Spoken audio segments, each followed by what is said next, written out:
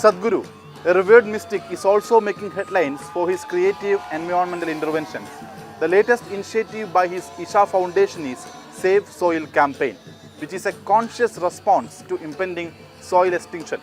We are joined by none other than Sadhguru to elaborate on his journey to save our soil treasure. Namaskaram. Namaskaram. Welcome to Asianet News. Appreciate your time. Thank you. Your long journey, vibrant soil campaign culminated successfully.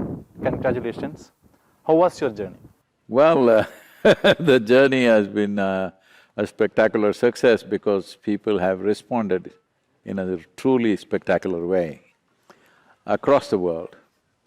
That 74 nations have made declarations that they will adopt safe soil policy. When I say safe soil policy, we've evolved this is for India, it's over a 500-page soil policy making handbook. This is not the policy, this is the technical handbook. We made similar documents for 193 nations. Depending upon their latitudinal position, the soil types that are present, and the economic conditions of the given nation and also the agricultural traditions. Because even if you have all the science, you cannot change agricultural traditions overnight. So taking these four aspects, we prepared 193 unique documents like this, which have been distributed to all nations. Out of these, 74 nations have immediately made declarations that they will adopt this policy. Others are examining this because I presented this through COP15, the UNCCD organization, who is our partner, and made soil the main theme of that desertification event. So this… how has the journey been? Well, I started in London in the month of March, so you know the weather, it was cold, and then of course Europe, Northern Europe, cold weather. Fortunately, it wasn't snowing very heavily here and there, but not much, because icy roads and motorcycles are not friends. Then we went to Central Asia, had tremendous response. Not a single nation did we have any problem, will people come or not kind of thing. Wherever we go, people's response, both in rural areas and urban areas, has been phenomenal.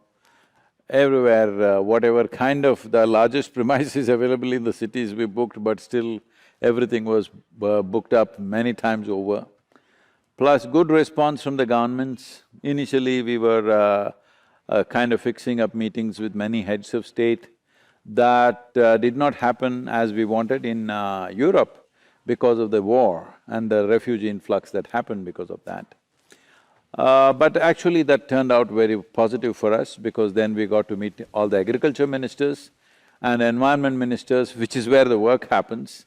If you meet the head of state, largely it would be a photo op, but meeting with the agriculture ministers led to substantive discussions and partnerships that we have formed with them. So actually what we thought initially was a setback worked out very well for us. Because of the war, heads of state didn't come through, but agriculture and environment ministers came, which in terms of work, it worked out better. Then we were in Arabia. Well, hot means Different terrain, entirely different terrain. So, sometimes the road temperatures were around 54 degrees. Whole day I was riding, sometimes during the nights we were riding. So, it's been a hard ride, but with lots of risks, but people's response and the response from the administrations in Arabia especially has overwhelming response. Almost all of them have signed agreements with us and they're taking this ahead. Already they're following up and taking it ahead, which is incredible. UAE is very pioneering. Yeah, Indian diaspora is very much in the Middle East. Indian diaspora is there, but the important thing is the administrations, the governments. The governments, the royal families, all of them taking to it in a big way, which is very positive, and everybody kind of… the problem was, till about 3-4 months ago, nobody had heard about the word soil being a problem. When I presented it to them, it was so shocking that, we sent these videos and information to them before we even started the rally. And pre-rally, I had made some of the countries I had toured and met the leadership there. So the response was enormous everywhere. And then we were in Africa for the COP15, which worked out very well. India, of course, every state that we have passed through have signed MOUs, and publicly chief ministers are taking a vow that we will make this happen. So response has been very good. Above all, people's response. Our social media metric says we have touched 3.91 billion people, and more than anything, changing the narrative. Climate means everybody is trying to catch carbon dioxide molecules in the air.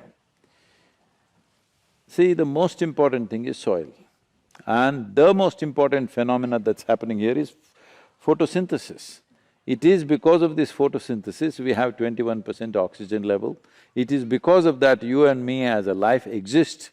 Even in the evolutionary scheme of things, this only happened because of the photosynthesis, which is essentially soil-inspired process. But somehow the whole narrative in the world has shifted only towards certain industry and whatever.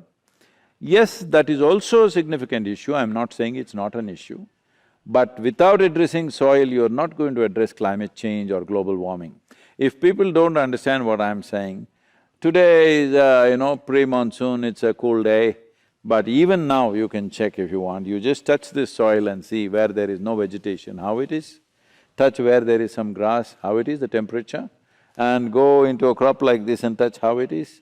Go under the trees and touch how it is. There could be a range of 8 to 12 degrees centigrade difference from just plain land to grassy lands to tree-based lands. This will be the difference. This is climate change. And 54% of the world's soil is seriously plowed. Another 18–20% is semi-plowed, off and on, seasonal kind of thing. So together nearly 71% of the land is farmed or plowed. 4.2% is paved because of infrastructure and urban centers. So together 76% of the land is either paved or plowed. That's where the problem is. If you don't address that, it's not going to work. And above all, agricultural land is that land or that piece of geography where human hand is tending to it on a daily basis. If you can't turn this around, what will you turn around? Empty talk. Everybody wants to fix the rainforest. I'm not saying that should not be protected, but if we don't go there, it'll be fine. You don't have to do anything about the rainforest. If you don't step into it, rainforest has managed itself for millions of years, it'll continue to manage itself. The important thing is, whatever human beings need, for some of the things like timber, honey, resins and other things, we are going into the forest. Forest produce. The term forest produce must go out of our language. Whatever we need, we must grow on our agricultural lands. Leave the forest alone because there is no more forest left to exploit. Forest is not rich enough for you to industrialize it and exploit it in terms of timber or whatever else. So, this is very important to understand what we need. Whatever we need must be grown by us because we've already exploited over 75% of the earth's land. So we must grow what we need, we have no business to go to the forest to take it. There are many environmental initiatives from government, NGOs, organizations that save climate, save river and surface water and the groundwater, save mangroves. But the Save Soil campaign is something very much unique. You have traveled 71 countries, your message traveled length and breadth of the world. How optimistic you are after the first phase of this campaign? See, about whether it'll happen or not, I have no doubt anymore. It will definitely happen. Now the question is only speed, the pace of doing things. Big nations have their own means, they will do their own thing. But when I say small nations, about 131 or 132 nations fall under the category of small nations. So these nations, we want to see it happens. Large nations have their own stuff. For your followers, your motorcycle diary is always arousing admiration. This time also you selected a motorbike. Only in Kaveri calling I rode a motorcycle. A motorcycle, okay. Because in the last 32 years I had never ridden a motorcycle, I never sat on one, nor did I even think of one. Only during the Rally for Rivers campaign when I was driving a car, Sadhguru, somebody brought a… because people around Mysore, Bangalore, they know about my motorcycling in the past. Java. Yes, they brought a motorcycle and said, Sadhguru, why don't you ride? I didn't know after 32 years, can I really ride this motorcycle? Then I sat on it and I realized I haven't lost a day. So since then I started traveling, and anyway this coronavirus came, everybody said social distance. I thought the best way is to ride a motorcycle and ride fast enough so that there's enough social distance from everybody. So I started riding, when I was thinking of, how to design the campaign for soil, because it's such a nascent subject. Everybody told me, some of the journalists in UK and otherwise, they told me, Sadhguru, this is not going to fly. Who is going to be excited about soil? It's not going to work. Why are you doing this? I said, the question is not whether somebody is going to be excited or not. The question is, where is the problem? Do we want to address the problem, or do we want to pick up something that we think will work? I said, we're going to address the problem, let's see how the world responds. And I was very confident if it is conveyed properly, people will respond. It is just that either the scientists are talking, though they have facts and stuff, they're talking in a language that nobody understands. Activists are always talking about bashing up somebody. People are not talking about, igniting the humanity in each one of us to see that something happens. So this movement has been to get people to find expression to their love and responsibility for the life that we are, and the life that's around us, and the life that should be beyond us. This is the important thing. So I see that that is the way human beings like to be. When anger and resentment is propagated, maybe some people get excited, but never it is the whole society. The whole society wants to approach life in a responsible way, in a loving way, in an inclusive way. This is the world. It doesn't matter what nation, what religion, what race you belong to, essentially this is the world. But always fringe elements who activate resentment, anger, they get all the media, they get all the, visibility in the world. So everybody starts believing that that's the way. That is not the way of the world. This is the way of the world. See how wonderfully people have responded. You have met world leaders, agronomists, think tanks. After the first phase of this campaign, what are the major breakthroughs? See, the most important thing is, what I'm pushing for is to separate soil from other environmental concerns. Why this is important is, if you talk about, for example, fossil fuels, you talk about coal, coal industry will be against you. You talk about oil, oil industry will be against you. You talk about automobiles, automobiles will be against you. Like this you can go on, so many. These industries were not built overnight, and they are not crime, they are business. You cannot just go and say, beat it down, all right? See, you and me can say today, let us stop all coal, let us stop all oil. Well, but we want lights in our home, we want all the facilities, everything is needed, but we want everything to shut down. First, if you are willing to shut down all those things, first thing you should shut down is, you must run your home without power. You must run your industry without power. Get back to the manual activity. Are you ready? You're not, you need energy. So if you need energy, you have to burn something. Well, do they need to be transformed? Yes, definitely. Transformation is different, being against them is very different. All industry needs to transform to a more eco-sustainable way, there is no question about it. But will you allow them the necessary time and incentives to transform, or will you just walk on the street, shout slogans against them and throw stones at them? Is this the way forward? That is not the way forward. So it will never work, all it'll end up is in conferences and conventions. Now what I see is a whole lot of people like these conferences and conventions because that is how they make a living. They just want more and more conferences. I don't want conferences, we want solutions. Enough conferences, we've talked enough, we know what the problem is, we know what the solution is. So let us start working towards the solution rather than going on arguing about it endlessly. See, for example, Europe was talking about no coal to Asia and other countries. Today when war comes, they're all going back to coal. Germany's gone back to coal now, they're burning much more coal than before. So, Like this, you can go on stating something, but the reality is something else. But soil is that aspect. Enhancing the organic content of the soil, nobody is against it. Oil companies, automobile companies, fertilizer companies, pesticide companies, any government, people, farmers, nobody is against enhancing the richness of the soil. Let's do that. But soil scientists citing that there are some adverse effects too. The continuous farming leads to the fertility issues. See, this is exactly what I'm saying.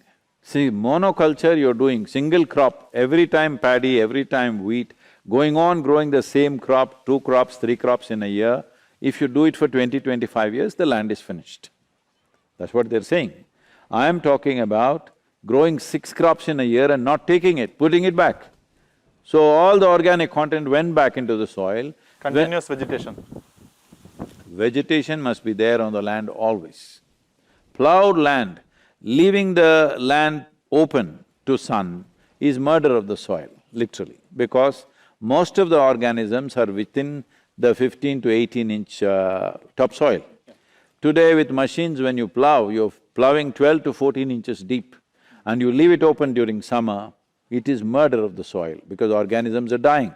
They need moisture, they need organic content. Organic content means that's their food. They cannot eat anything else. And there are no other source of organic content other than plant life and animal life, not just on this planet, in the entire universe. There is no organic content anywhere except plant life and animal life.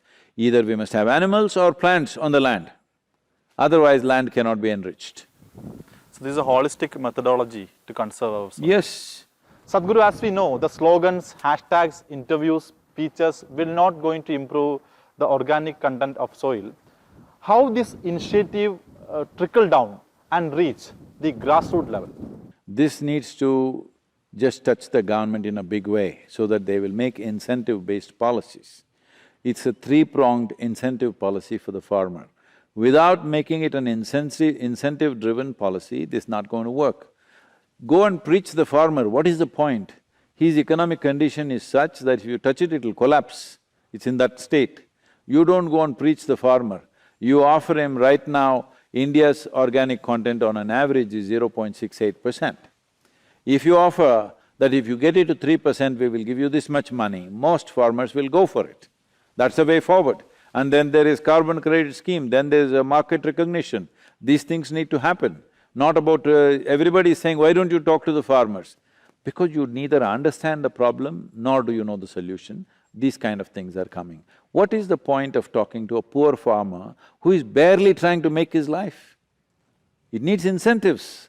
Without incentives, it cannot be done. Indian government have a flagship scheme named Soil Health Card in one side. The other side, few years back, the then finance minister advocated for zero budget farming and intercropping. But still, there is no comprehensive plan regarding this. You have met many ministers, still government of India don't have a solid dedicated scientific plan to conserve our soil treasure. You have some radical ideas and you are opting policy changes in this. What the feedback you're getting from the administration? Message to the government is just this: do not prescribe any kind of farming to anybody. When you say natural farming, I understand you're trying to improve the quality of the soil. But instead of that, focus on one item. There's only one problem, there's not enough organic content in the soil. How will you put it there? You can only do it by bringing in plant life and animal life. If you just set up a substantial incentive, instead of giving so many subsidies in diverse ways, which are not result-oriented subsidies, they're just like doles, you're giving away. Instead of that, you make it result-oriented. If you make it 3% organic content, we'll give you a substantial amount of money. And then crack the carbon credit scheme. Right now, carbon credit market is only for the industry. Farmers cannot even make use of it. Last 7 years, we've been doing everything possible. We are not able to move 1 inch in that. We are not able to break it for the farmers. Now, that must happen. You must simplify the carbon credit market for the farmers. Next thing is, in the market, there must be a recognition. If my my produce comes from 3% organic content or 6% organic content, it must be recognized and it must be priced accordingly, because the volume of food that people are eating will come down significantly if the nutrients are very high in the food. Right now, nutrients are not enough, so people are tending to eat more and more because the body demands that, because it needs nutrients. Body doesn't need food, body needs nutrients, and the only way you can get nutrients is through the food. How much nutrients are there in the food, accordingly it'll eat that much. So if the nutrient value goes up, the consumption of food will come down, which will do tremendous things for human beings and for the nation and for the world. Organic farming is, I think, as an alternate, but this type of farming is not just a way of agriculture, it must be a way of life too. What's your take on that? You supporting organic farming? I am saying this is all being propagated by urban populations who don't know nothing about farming. You don't tell the farmer how he should do farming. Today, organic farming means no fertilizer, no pesticide, no nothing. If you do that today, your food production in the world will come down to 25% of what it is. That is death. Yeah, we have If the organic content in the soil increases, the usage of fertilizers will start sliding down by itself. That's the way it needs to happen. Now you say, I don't like fertilizer, stop it. You and me are alive because of fertilizer, you better know that. Because otherwise we would have famines in the country and in the world.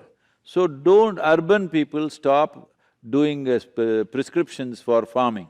Let the farmer decide how to farm, because from this plot of land to that plot of land, there's a lot of difference. People may not understand. It's all the same black cotton soil, but it's not the same. You leave the farming to the farmer.